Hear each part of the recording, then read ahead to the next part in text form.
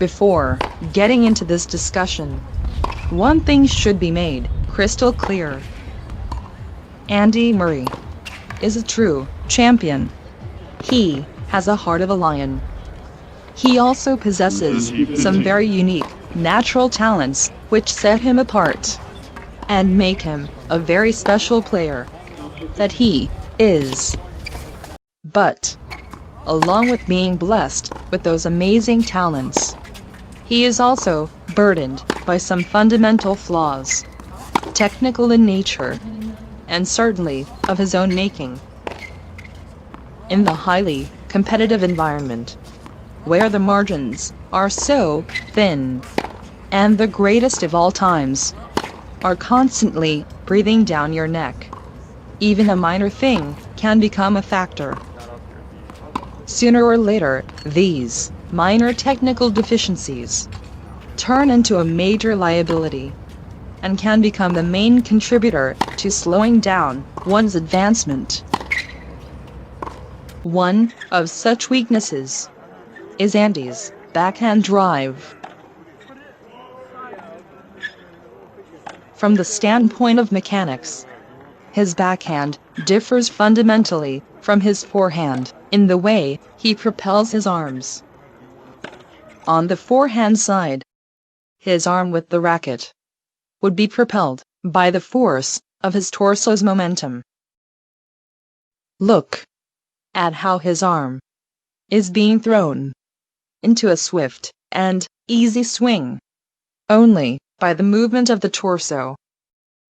The thrust of the torso, in turn, is created by his legs pushing off the ground. But his backhand mechanics is fundamentally different. On that side, Andy's torso generates no momentum whatsoever. It barely moves throughout the stroke. His hips do not actively pivot, and his legs, instead of pushing off the ground, are being dragged along, more like a ballast.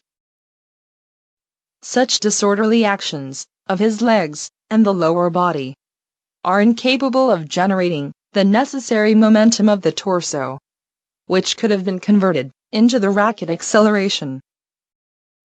So, it is his arms and his shoulders which have to pick up the slack and push the racket forward.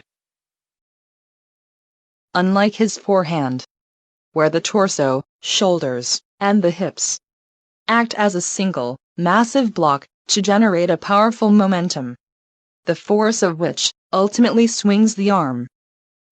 On his backhand side, only the shoulder and the arm's muscles push the racket along the best they can, never able to generate an adequate amount of racket velocity on their own.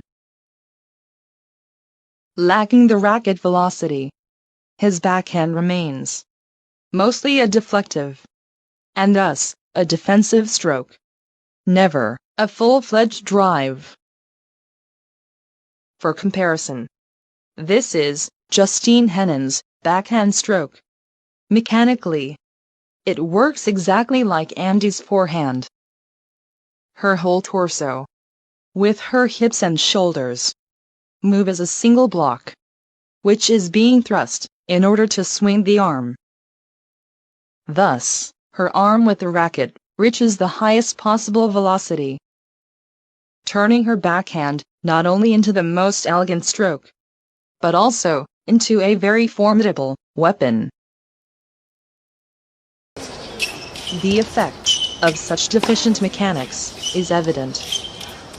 While Andy can easily blast away his forehands like that, you'd never see him attempting anything even remotely similar on his backhand side.